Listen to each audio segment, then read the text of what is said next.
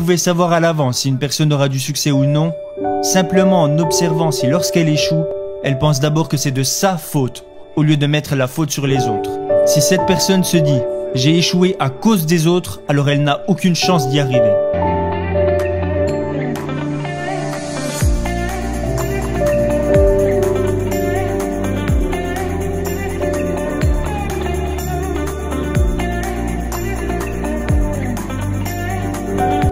Si vous réussissez, chaque erreur que vous aurez faite fera partie de votre légende. Si vous échouez, vous pourrez tout jeter à la poubelle.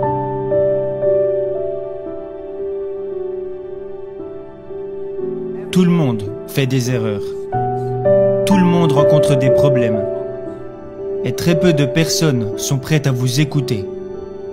Mais le jour où vous aurez du succès, là les gens commenceront à vous écouter. « Ouais, mais tu es génial !» Non, je ne suis pas si génial.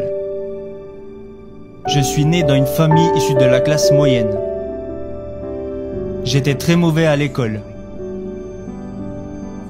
Bien sûr, j'ai essayé d'étudier, mais vous savez, je n'étais pas très doué pour apprendre des choses à l'époque. Alors, j'ai été recalé pour des petits boulots.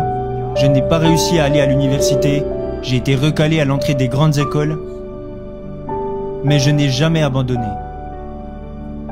Et je pense qu'il y a une chose que j'ai apprise, c'est que pourquoi devriez-vous avoir une chance d'avoir du succès? Tout le monde devrait s'habituer à l'échec, plutôt que de s'habituer à être accepté par les gens. Pourquoi les autres devraient vous aider? Vous devriez gagner le droit d'être aidé.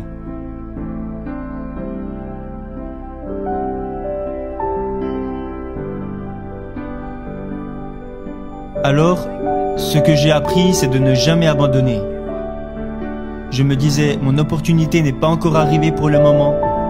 Et quand vous entendez tout le monde se plaindre, c'est là que vous trouvez votre opportunité.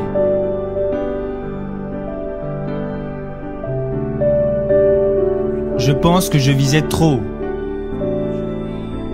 J'aurais plutôt dû essayer d'accompagner et d'aider les autres autour de moi. De toutes petites choses. Je n'aurais jamais pensé que j'aurais pu en arriver là. Il a fallu 18 ans pour qu'Ali Baba atteigne la taille que nous avons aujourd'hui.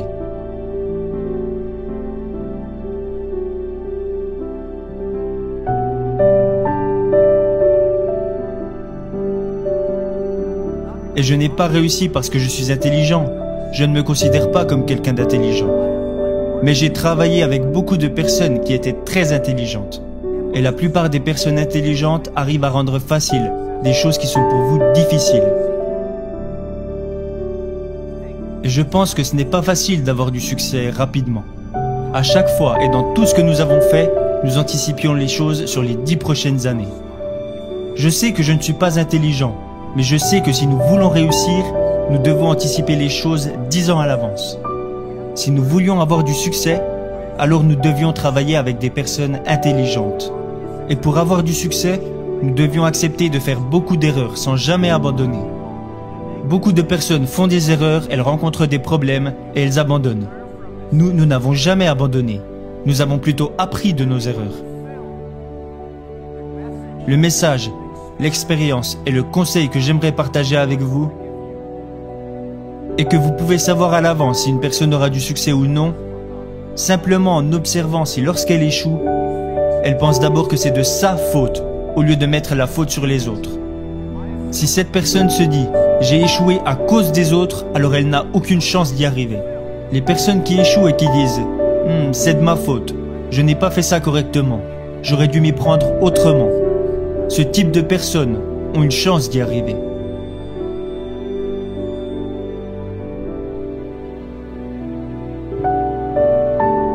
Alors j'ai beaucoup appris des personnes qui échouent. J'ai beaucoup appris des personnes qui font des erreurs et j'ai encore plus appris de mes propres erreurs. Ça, c'est ma philosophie. Quand j'échoue, je me dis « ce n'est pas grave, au moins j'aurais essayé ». Quand je réussis, je me dis « waouh, je n'aurais jamais pensé que ça marcherait ». Cette attitude me rend très positif et optimiste. Et à cause de mes nombreuses erreurs et de tous mes échecs, je ne me plains jamais parce que j'ai l'habitude de perdre. Encore aujourd'hui, je commets des erreurs tous les jours. Nous prenons encore des décisions stupides presque tous les jours. Personne n'en sait rien. On pense que c'est intelligent, mais la réalité nous montre que c'était stupide. Mais on apprend et on recommence. On apprend et on recommence. Ça, c'est ma philosophie.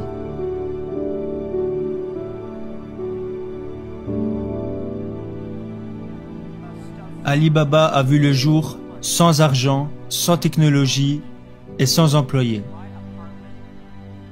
Dans mon propre appartement, 18 personnes ont décidé que nous voulions utiliser Internet pour aider les petites entreprises. C'était l'idée de départ. En 18 ans, nous sommes passés de 18 personnes à aujourd'hui presque 60 000 personnes. Ce ne fut vraiment pas facile. Mais nous avons survécu. Aujourd'hui, nous sommes une des plus grosses entreprises de l'Internet au monde. Je pense que nous avons été chanceux. Nous avons fait beaucoup d'erreurs, mais nous avons quand même survécu. Alors comment continuer à être chanceux? C'est la question que je me pose constamment. Je pense que si vous voulez continuer à avoir de la chance, vous devez être prêt à partager votre chance avec les autres. Vous partagez la chance avec les gens, vous aidez les gens, alors dans le futur, vous pouvez être sûr qu'ils vous aideront à leur tour. Ça a été ma façon de penser ces 10 dernières années. Alibaba est né en Chine. Mais Alibaba ne devrait pas être considéré comme une entreprise chinoise. Le jour où j'ai choisi le nom Alibaba, Alibaba n'est même pas un nom chinois, c'est un nom arabe. Les Iraniens disent que c'est un nom iranien, les Turcs disent que c'est un nom turc. Pour être honnête, j'en sais rien. Ce nom fait référence au conte Alibaba et les 1001 erreurs, ou Alibaba et les 1001 nuits, comme l'histoire. Nous voulions faire de cette entreprise une entreprise qui a vu le jour en Chine au service du monde, au service de toutes les jeunes entreprises de la planète. Chaque siècle a ses entreprises. Microsoft et IBM étaient les entreprises phares du siècle dernier. Alors quelles sont les entreprises phares de notre époque, du 21e siècle? Et je pense que nous devons éviter de penser « c'est évident, c'est Alibaba ». Nous ne devons pas penser « nous gagnons de l'argent en aidant les entreprises chinoises ». Nous devons plutôt penser « nous gagnons de l'argent en aidant les entreprises du monde entier ». Nous sommes au service de notre époque. C'est seulement en pensant de la sorte que nous pourrons faire plus. Nous avons aussi un petit business qui s'appelle AliExpress. Peut-être que pour vous, AliExpress est une grosse entreprise, mais au sein de notre propre compagnie, AliExpress représente moins de 1% de notre chiffre d'affaires.